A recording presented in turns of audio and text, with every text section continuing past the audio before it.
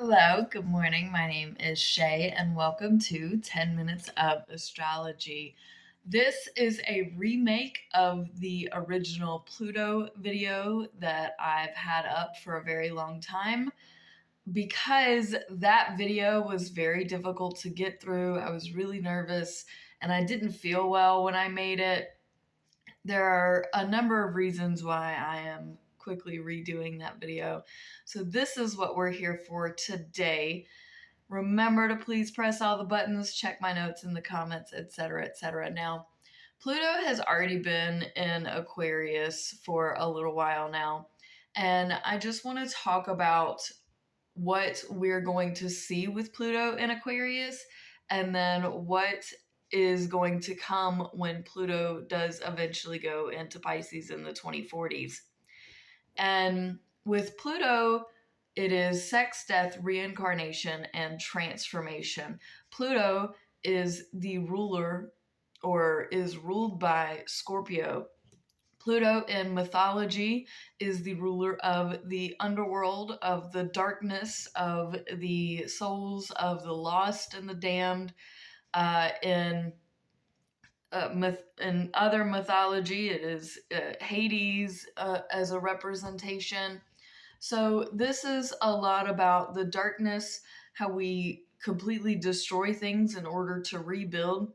So, Scorpio is the sign of the phoenix rising from the ashes. And Pluto being ruled by Scorpio, it's going to take on a lot of the same traits. Now, Pluto obviously is not Scorpio, but because I like to keep things really mindful and easy to follow along, I'm going to try and keep this as simple as I can for you. Now, also with Pluto, we have Charon. A lot of people don't listen or know what Charon is, but that is a sister planet of Pluto. So Pluto and Charon revolve around each other as they revolve around the sun.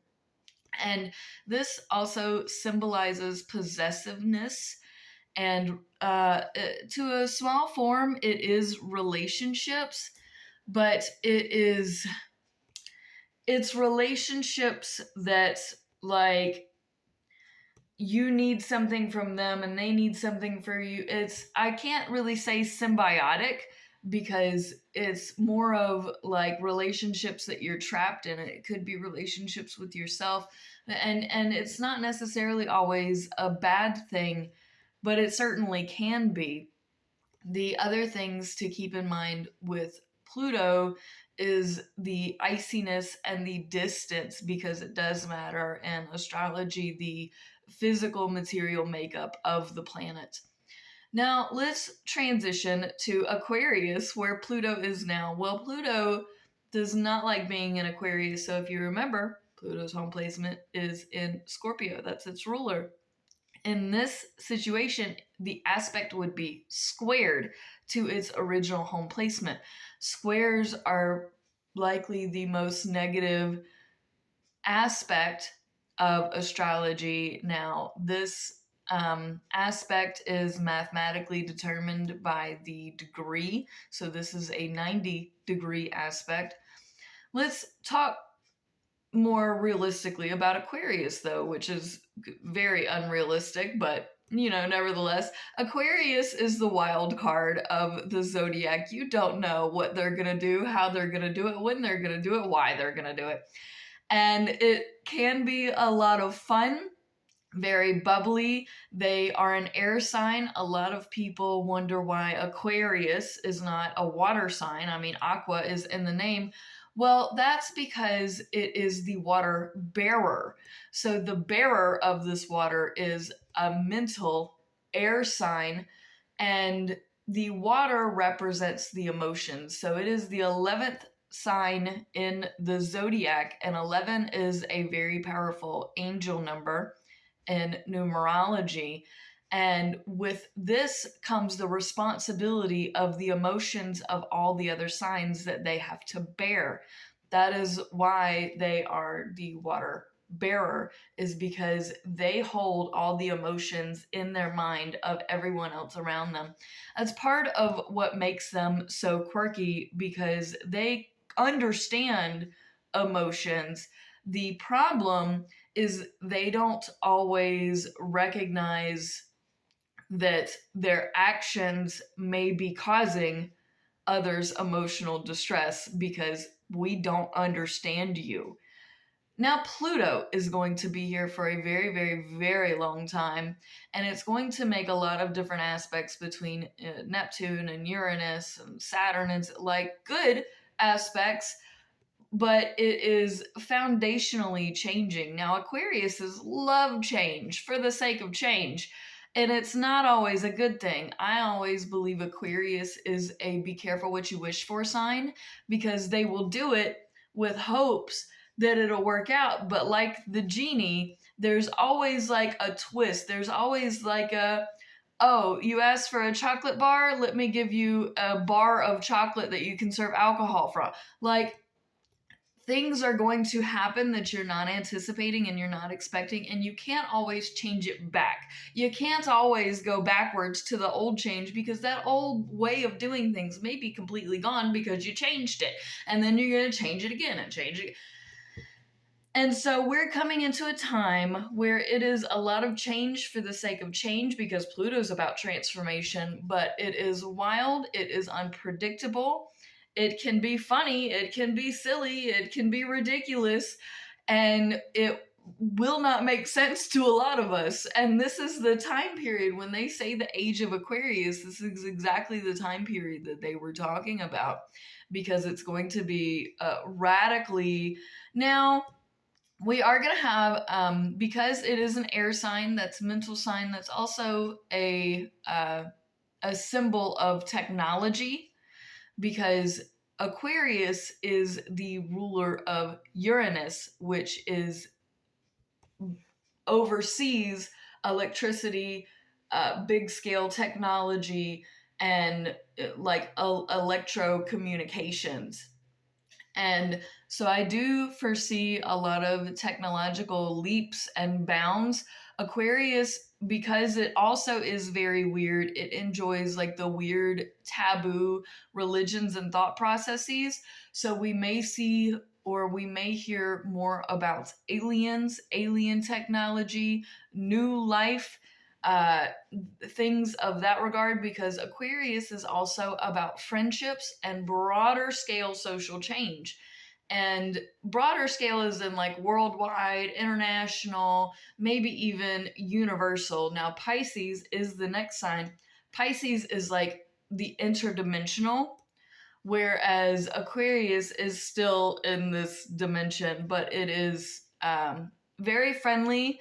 It's not always the cleanest, so we may be lacking in environmentalism, but because Aquarius is like very progressive, they're probably the most progressive sign of them all. We could, be doing more things for the environment and to progress in that area. Now, we may not be cleaning it up right, because Aquarius will lose their toothpaste in the toilet and flush it, and they didn't even see it. Like, it really is random. So we have Pluto, which is all about sex, death, reincarnation, transformation. Aquarius, which is friendships, fun, random, and society. So we are definitely going to see more smaller communities popping up. It is going, I wouldn't necessarily say we're going back to grassroots, because we're also going to be gaining technology.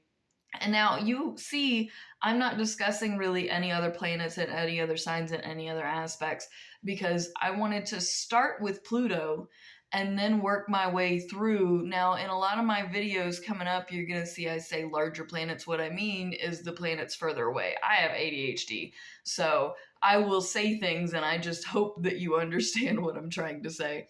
But yeah, when I say larger planets, I mean the planets further away from us. And then when I say smaller planets, I mean the planets that are closer to us. But when Pluto goes into Pisces, Pisces is the ethereal. It is the things that you can't quite grasp. It's addictions. It's misunderstandings and miscommunication. Pisces represents all the signs in the zodiac combined into one. It is the end. It is the zenith. It's the end all be. It's where you have your intuition. So with Pluto and Pisces, we're definitely going to feel more.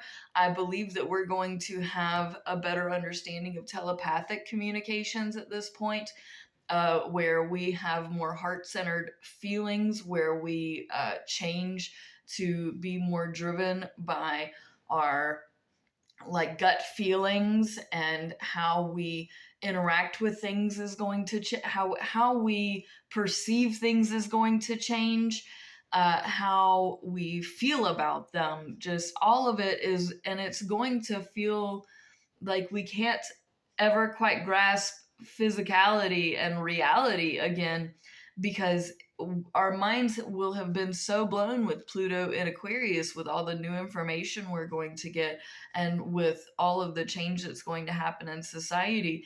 It's almost like this zenith of transformation that we can't quite grasp or put our finger on, and like, how did we get here? It's going to be very mythical feeling.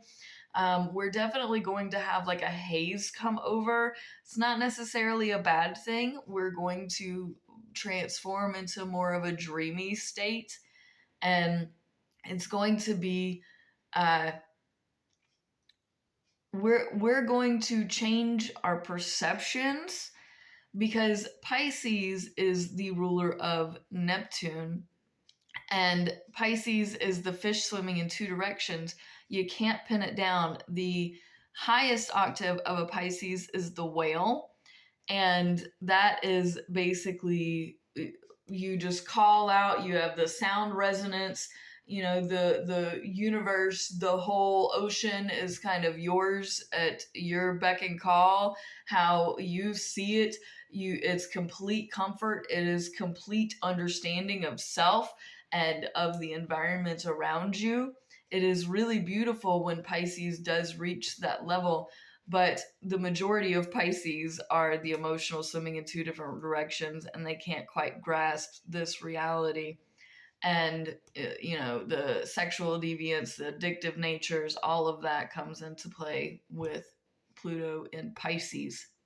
So I appreciate you so much for watching. I know that this redo was long overdue, because that first video, man, is really hard to get through.